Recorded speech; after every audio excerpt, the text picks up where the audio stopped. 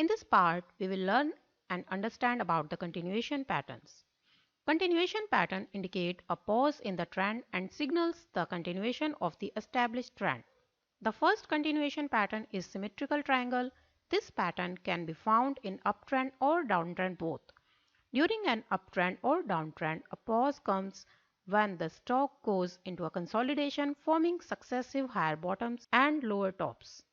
Volume generally decreases to the completion of the triangle. At one stage, volume dries up and range is almost absent. Suddenly, a breakout is observed with heavy volume and the trend continues in its direction. This is the example of symmetrical triangle pattern. We just join all the highs and lows with the trend line and get a triangle that is symmetrical in shape. At this point, the range is almost zero and breakout occurs in the upward direction. The previous trend was uptrend and for some time the prices goes into the consolidation, and after this breakout in upward direction, the trend resumes. So we can make our buying position here when we get a breakout in the upward direction. Ascending triangle is a bullish formation that generally forms during an uptrend. Ascending triangle pattern indicates accumulation and has a bullish bias before the breakout. In an established uptrend, prices consolidates in upward direction for some time but faces a resistance every time when peak is formed. This resistance line is same for all the peaks. All the lows in the triangle are higher and higher. Every time when prices reaches this resistance line, they fail to cross the line in upward direction. Volume diminishes from the starting of the triangle to the end. At one point, we get a positive breakout with huge volumes and uptrend resumes. We can make our buying position here at the breakout of this resistance line. This is example of ascending triangle pattern.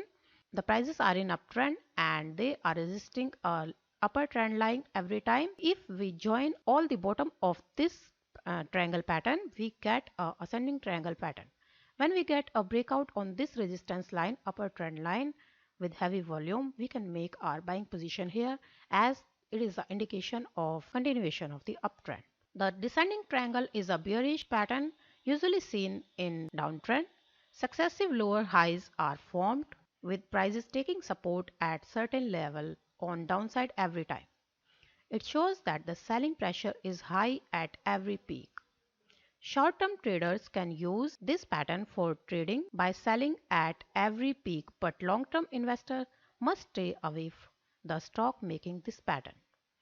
As the pattern approaches its completion, the volatility and volume decreases. A breakout is witnessed on the downside with heavy volume showing the great pressure of selling. In this way, this pattern gives the signal of the continuation of downtrend. This is the example of descending triangle pattern. The prices are in downtrend and they are making here a descending triangle pattern. Here we are getting a breakout in upward direction, so we will not make any position here because this is a bearish pattern and we are getting a bullish breakout here.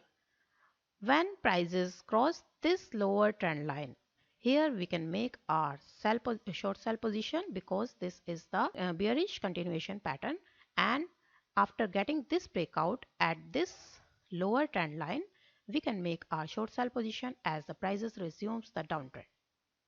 Flag patterns is a short-term pattern seen in uptrend and downtrend both. The prices mark a small consolidation and preceded by a sharp advance or decline.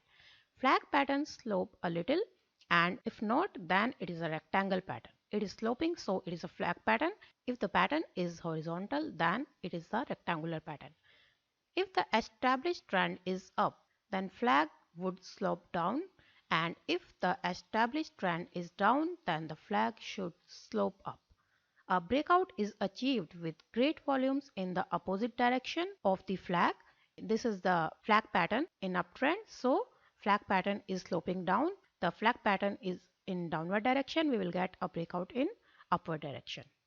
And we can make our buying position here when prices break this upper trend line. This is example of flag pattern. Prices are in uptrend and they are going in consolidation phase for some time and making a flag pattern here. Prices are in uptrend, so the flag pattern is slightly sloping down. We are getting a breakout in upward direction when prices break this upper trend line, so we can make our buying position here. If the range is wide, this range is wide, then alert trader can take advantage of this range. They can sell here and buy here if this range is wide. This is the example of rectangular pattern. This flag pattern is the sloping down, but this rectangular pattern is horizontal. So if we get the breakout at this upper trend line, this resistance line in upward direction, we can make our buying position here. The cup and handle is a bullish pattern that makes a consolidation period for some time, forming the cup-like shape. In an established uptrend, a sell-off takes place, forming the initial part of the cup. Trend remains uncertain for some time and then an upmove is witnessed. After reaching the previous high, prices correct again to form a handle-like shape. If the volume increases and a breakout is witnessed, then trend can consider stronger. This is the example of cup and handle pattern. The trend is uptrend and for some time prices are going in consolidation phase. The sell-off is taken place here, forming a cup-like shape. This is the cup-like shape, and then we get a handle here. The handle usually makes the shape of falling wedge here, and when we get a breakout on this handle with a heavy volume, we can make our buying position here. Falling wedge is a continuation pattern and is a bullish pattern. We have learned about the two patterns, that is falling wedge and rising wedge, in the part 1 also, that are reversal patterns. So please don't get confused. We can differentiate between the patterns with the help of trends. If falling wedge pattern is seen in the downtrend, then it is a reversal pattern, and when it is seen in an uptrend, then it is a continuation pattern. Moreover, during reversal patterns, these two patterns shows the overbought and oversold range of oscillator, but in continuation pattern, there is nothing like that. In an uptrend, stock gets in consolidation, forming the wedge sloping down. After a positive breakout, prices resumes uptrend. We get a positive breakout, so we can make our buying position here.